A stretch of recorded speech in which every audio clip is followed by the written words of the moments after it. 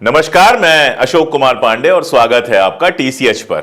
उत्तर प्रदेश और उसके मुख्यमंत्री योगी आदित्यनाथ लगातार खबरों में बने रहते हैं। कोई ऐसा हफ्ता नहीं गुजरता है जब उनके मुतल्लिक उनको लेकर कोई बड़ी खबर ना आए। और इस बार जो खबर आई है वो सुप्रीम कोर्ट से आई है और वो खबर जो आई है वो बुलडोजर से जुड़ी हुई खबर है। अब योगी आदित्यनाथ और बुलडोजर का रिश्ता क्या है वो बताने की जरूरत नहीं है। उनके अपने जो भक्त हैं, उनके अपने चाहने वाले हैं, वो उनको बुलडोजर बाबा कहते हैं। भारत में न्याय का जो पूरा मामला है, न्याय की जो पूरी संकल्पना है, उसको पलट दिया गया और उसको बुलडोजर न्याय में बदल दिया गया। और इसका सबसे बड़ा एग्जाम्पल हमारा उत्तर प्रदेश है और उत्तर प्रदेश के मुख्यमंत्री हैं योगी आदित्यनाथ। सुप्रीम कोर्ट से जो उनको बड़ा झटका लगा है वो बुलडोजर के मामले पर ही लगा है। आमतौर पे क्या होता है, बुलडोजर चलता है, संपत्तियां गिर जाती हैं, खासतौर पे जिनसे कोई दुश्मनी जैसा निकालना हो। जैसे मान लीजिए कि किसी इलाके में कोई मारपीट हो जाए, कोई बवाल हो जाए और कोई मुस्लिम उससे इन्वॉल्व है तो तुरंत उसका घर बुलडोजर से गिरवा दिया जाता है। जो घर 30 साल, 40 साल, 50 साल, कई बार 70, 80 साल से जो घर लीगल थे वो रातों रात इलीगल हो जाते हैं और बुलडोजर चलवा के गिरवा दिया जाता है। एक संदेश दिया गया कि हम कोर्ट कचहरी का इंतजार नहीं करेंगे, एकदम तुरंत न्याय करेंगे और बुलडोजर चलवाएंगे। बुलडोजर का मामला पहले भी राष्ट्रीय स्तर पे पहुंचा सुप्रीम कोर्ट में, तो सुप्रीम कोर्ट ने बाकायदा डेट्स वगैरह डिसाइड करके दी थी कि इसके बीच में कोई बुलडोजर कार्रवाई नहीं होगी। लेकिन आप जानते हैं कि बहराइच के मामले में उसके बावजूद नोटिस लगाया गया कि बुलडोजर से घर गिरा दिया जाएगा और उसको न्याय संगत, उसको लॉजिकल ठहराने के लिए जो मुस्लिम व्यक्ति था उसके घर के अगल बगल जो हिंदू लोग थे उनके घर पे भी नोटिस चिपका दिया गया था। उसके बाद ढेर सारे वीडियोस वगैरह आए, उस पर भी सुप्रीम कोर्ट ने रोक लगा दी थी, इसलिए कार्रवाई नहीं हो पाई। जो ये मामला है, ये मामला महाराजगंज का है और इसमें मुस्लिम नहीं एक हिंदू इन्वॉल्व है, मनोज टिब्रेवाल। मनोज टिब्रेवाल साहब का मकान गिरा दिया गया था और 2020 में उन्होंने बाकायदा एक याचिका दायर की थी जिसका संज्ञान लिया था सुप्रीम कोर्ट के चीफ जस्टिस चंद्रचूड़ साहब ने। अब ये जो संज्ञान लिया गया, चंद्रचूड़ साहब ने जो संज्ञान लिया, 4 साल तक निश्चित रूप से कार्रवाई चली होगी और 4 साल की कार्रवाई के बाद सुप्रीम कोर्ट ने इस बार केवल टिप्पणियां नहीं की हैं, वरना हमारे चंद्रचूड़ साहब और बाकी सारे जो जजेज हैं वो टिप्पणियां तो कई बार बहुत शानदार कर देते हैं, लेकिन जो नतीजा आता है वो समझ में नहीं आता है। आप सोचिए जो पूरा मामला था इलेक्टोरल बॉन्ड का, क्या शानदार शानदार उस पर कमेंट आए, कहा गया कि इलीगल है, गैर संवैधानिक है, वगैरह वगैरह। ठीक है, उसको बंद करा दिया गया, लेकिन जो पहले लेन देन हुआ था जिसमें 1000 धब्बे दिखाई दे रहे थे उन पर कोई कार्रवाई करने से कोर्ट ने मना कर दिया। फिर ऐसी टिप्पणियों का क्या फायदा। खैर, इस मामले में सुप्रीम कोर्ट ने 25 लाख का जुर्माना लगाया है। वैसे तो सवाल यह उठना चाहिए कि क्या मनोज टिब्रेवाल का जो मकान था उसकी कोई वैल्यूएशन हुई थी। अगर उस मकान की कीमत 25 लाख से ज्यादा है, क्योंकि 25 लाख सुनने में बहुत लगता है, जब आप मकान बनवाने जाते हैं तो 25 लाख कोई खास रकम नहीं होती है। अगर वो ठीक ठाक घर था, मान लीजिए, मुझे नहीं पता, लेकिन अगर मान लीजिए 2 मंजिला घर रहा हो, सामने जमीन रही हो, बाकी सारा कुछ हो, उसमें अंदर उन्होंने फिनिशिंग वगैरह करवाई हो अच्छे से, तो 25 लाख रुपए तो बहुत कम होते हैं मकान के लिए। तो फैसला तब ज्यादा बेहतर माना जाता जब यह कहा जाता कि या तो 25 लाख या मकान की कीमत। मकान की कीमत अब कैसे कोर्ट तय कर पाता, यह भी एक सवाल है। जो मकान गिरा दिया गया है उसकी कीमत कैसे तय होती, यह भी एक सवाल है। लेकिन चलिए, यह जो फैसला आया 25 लाख रुपए का जुर्माना लगाने का, यह देश में अपनी तरह का पहला फैसला है जिसमें सरकार के बुलडोजर एक्शन पे ना केवल सवाल उठाया गया है बल्कि उसको सीधे सीधे गलत कहा गया है। सुप्रीम कोर्ट ने कहा कि आप ऐसा नहीं कर सकते कि रात को बाजा बजवाएं और किसी का मकान गिरवा दें। सुप्रीम कोर्ट ने यह भी कहा कि इसके लिए आपको पहले से नोटिस देना और बाकी सारी चीजें जरूरी हैं। जो पूरी प्रक्रिया होती है उस प्रक्रिया का पालन किए बिना आप किसी का घर नहीं गिरा सकते। मैं आपको यहां पर 2 मिनट रोककर छतरपुर लिए चलता हूं, जहां पर हाजी साहब का एक मकान गिरा दिया गया था, जिस मकान को देखिए आलीशान मकान बना हुआ था। रातों रात वो मकान गिरा दिया गया था क्योंकि वो गए थे थाने पर प्रदर्शन करने एक ऐसे व्यक्ति के खिलाफ जो मोहम्मद साहब की शान में बेहुरमती कर रहा था। उस पर सिर्फ प्रदर्शन करने गए थे, वहां पथराव हो गया, पत्थर चल गए और उसके बाद उनका पूरा का पूरा मकान गिरा दिया गया। ऐसे कितने ही केसेज हैं जहां आज आरोप लगा या आज घटना हुई और अगले ही दिन मकान गिरा दिया गया। जो मकान नींव पड़ने पर इल्लीगल नहीं था, एक मंजिल बन जाने पर इल्लीगल नहीं था, दूसरी मंजिल बन जाने पर इल्लीगल नहीं था, कोई घटना होते ही रातों रात इल्लीगल हो जाता है। बुलडोजर जाता है, उसका घर गिरा देता है और भक्त बिल्कुल प्रसन्न हो जाते हैं कि वाह, न्याय हो गया। बिना नापी किए, बिना नोटिस दिए, बिना कोई जांच किए, बिना उचित प्रक्रिया का पालन किए उत्तर प्रदेश, मध्य प्रदेश, राजस्थान, कितनी ही जगहों पर हमने बुलडोजर की ये कार्रवाइयां देखी हैं और इनमें से ज्यादातर जो कार्रवाइयां हैं वो मुसलमानों या फिर दलितों के खिलाफ हुई हैं। अब ये जो पूरा का पूरा किस्सा है जिस पर सुप्रीम कोर्ट ने कार्रवाई की है, इसमें केवल 3.7 स्क्वायर मीटर यह कहा जा रहा था कि अतिक्रमण किया जा रहा है। ये सरकार का कहना था। कोर्ट ने सवाल पूछा है कि अगर उतना ही हिस्सा अतिक्रमण था तो आपने पूरा का पूरा मकान कैसे गिरा दिया? और सिर्फ ये मकान नहीं गिराया गया है, इसके आसपास के 123 मकान या दूसरे तरह के दुकान वगैरह के निर्माण भी सरकार ने रातों रात गिरा दिए। बशीर बद्र का एक शेर है, लोग टूट जाते हैं एक घर बनाने में, तुम उफ तक नहीं करते बस्तियां जलाने में। यहां जलाने की जगह गिराने रख दीजिए तो समझ में आ जाएगा कि जो सरकार कहती है कि हम सबको छत देंगे और देश के किसी इलाके में चले जाइए, बेघरों की आपको कोई कमी नहीं मिलेगी, वो सरकार लगातार लोगों के मकान गिरा रही है। खैर, योगी आदित्यनाथ जो इस चीज के प्रतीक माने जाते थे, सिंबल माने जाते थे बुलडोजर जस्टिस के, उनकी सरकार को जब सुप्रीम कोर्ट ने यह झटका दिया है तो यह मामला नजीर की तरह काम करेगा।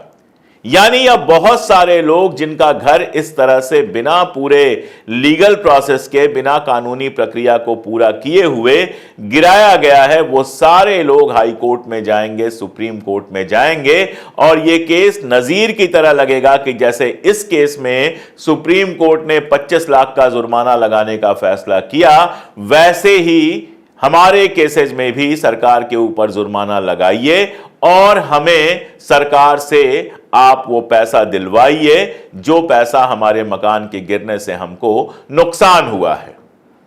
यानी बुलडोजर जस्टिस का जो पूरा का पूरा कंसेप्ट है, उसकी नींव में सुप्रीम कोर्ट ने एक छेद कर दिया है और ये बड़ी हार है हमारे आदित्यनाथ जी के लिए, जो उत्तर प्रदेश के मुख्यमंत्री हैं, और साथ में सावधान करता है ये मोहन यादव जैसे लोगों को भी, जो अपने प्रदेश में इसी तरह के बुलडोजर जस्टिस पर लगातार काम कर रहे हैं, लगातार बुलडोजर चल रहा है। वैसे इस फैसले में एक और बेहद जरूरी चीज है। पहली बात तो ये जो 25 लाख रुपए दिए गए हैं ये इंटरिम राहत की तरह दिए गए हैं, यानी जो याचिका करता है वो अभी दूसरे लीगल प्रोसेस और कर सकता है। यानी वो अगर साबित कर दे कि उसका मकान जो गिराया गया उसकी कीमत 25 लाख से ज्यादा थी, 50 लाख थी, 1 करोड़ थी, 1.5 करोड़ थी, तो वो और ज्यादा मुआवजे के मांग के लिए सुप्रीम कोर्ट में जा सकता है। पहला मामला तो ये।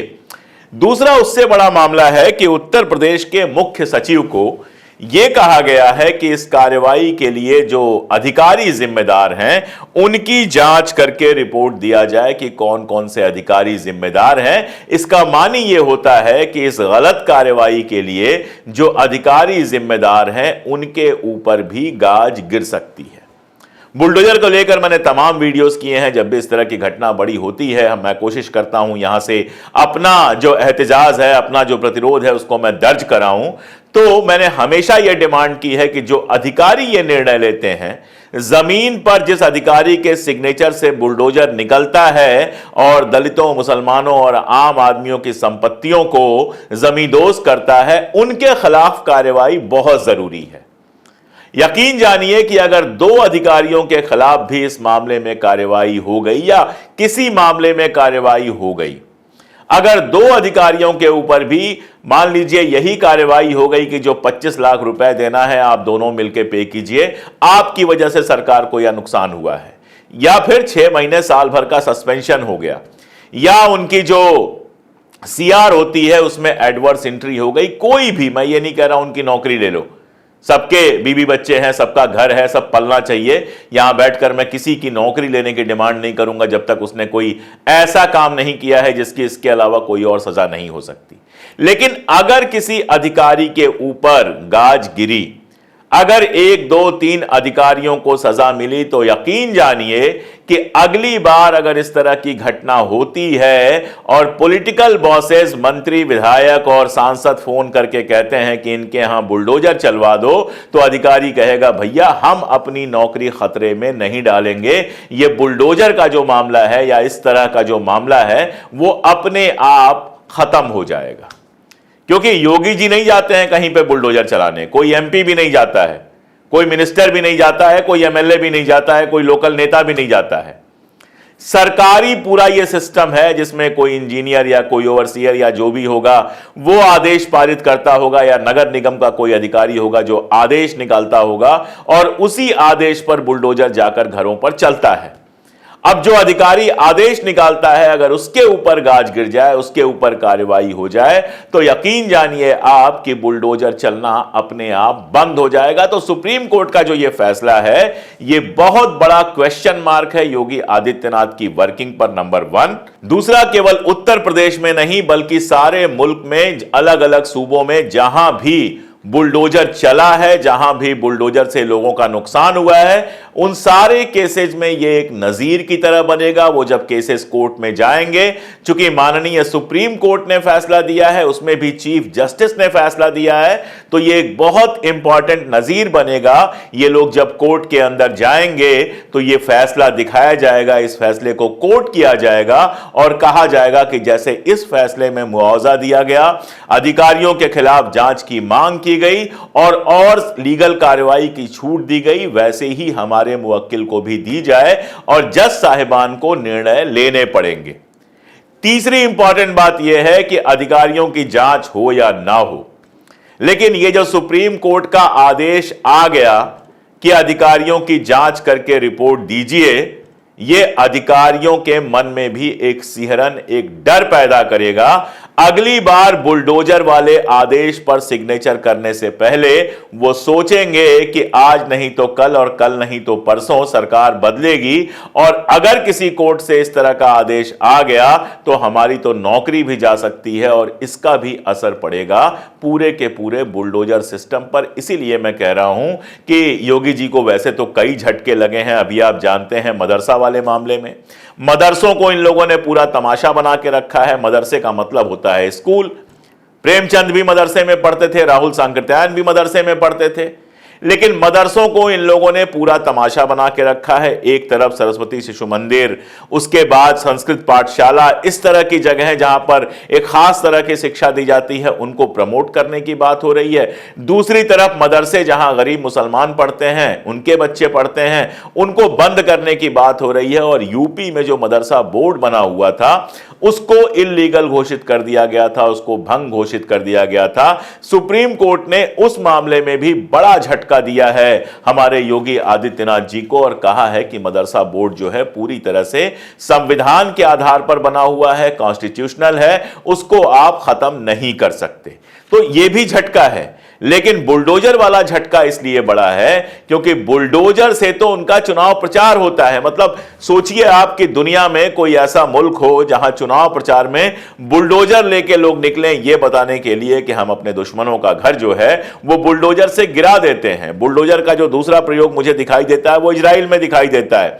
वेस्ट बैंक और बाकी इलाकों में ऐसे नियम बने हुए हैं कि अगर आपने घर बनवाने के लिए परमिट नहीं लिया है और लिया हुआ है वो परमिट कैंसिल हो गया तो भी बुलडोजर से लोगों को अपना घर खुद गिराना होता है। अगर सरकार बुलडोजर से घर गिराती है तो बुलडोजर से घर गिराने का जो खर्चा है वो भी जनता से वसूला जाता है। यह होता है वेस्ट बैंक में और खास तौर पे उन इलाकों में जहां इजराइल के सेटलर्स लगातार बस रहे हैं। वो मॉडल इंडिया के अंदर लाया गया। बुलडोजर न्याय का, बुलडोजर जस्टिस का पूरा एक तमाशा फैलाया गया और उस पर सुप्रीम कोर्ट ने पहली बार इतनी सख्त टिप्पणी की है। यह अलग बात है कि जो टिप्पणी हुई है किसी मुस्लिम के मामले में नहीं हुई है, लेकिन मुस्लिम हो, हिंदू हो, दलित हो, इस बुलडोजर न्याय का शिकार तो सब हुए हैं, कोई ज्यादा कोई कम। मैं तो हमेशा कहता हूं कि एक बार जब छूट मिल गई बुलडोजर चलाने की, तो आज मुस्लिम के घर चल रहा है, कल दलित के घर चलेगा, परसों मेरे घर चलेगा, नरसों किसी के भी घर चलेगा। इसलिए ये जो झटका है ये बहुत बड़ा है। हालांकि इसका कितना असर होगा ये देखना होगा। हमारे जो हुक्मरान हैं, हमारे जो नेता हैं, वो कोर्ट की कितनी इज्जत करते हैं ये हम सब लोग जानते हैं, इसलिए देखना होगा। लेकिन जिस तरह का ये फैसला आया है वो बताने वाला है कि बुलडोजर न्याय को लेकर जितना तमाशा चलाया गया वो कितना गैर संवैधानिक है, कितना इल्लीगल है और कितना इनह्यूमन है, अमानवीय है। वैसे ऐसा लग रहा है कि योगी जी के पास सिर्फ यही एक समस्या नहीं है, योगी जी दूसरी समस्याओं से भी जूझ रहे हैं। जब चुनाव चल रहा था, लोकसभा चुनाव चल रहा था, उस समय अमित शाह और योगी के बीच में टकराव की बहुत सारी खबरें आ रही थी। यह भी कहा जा रहा था कि सारा का सारा यूपी का जो चुनाव प्रबंधन किया है वो अमित शाह ने किया है और अगर अच्छी सफलता मिलती है तो शायद योगी जी को अपनी कुर्सी छोड़नी पड़े। काफी चर्चा उस समय चल रही थी और यह चर्चा बेसिर पैर की नहीं थी।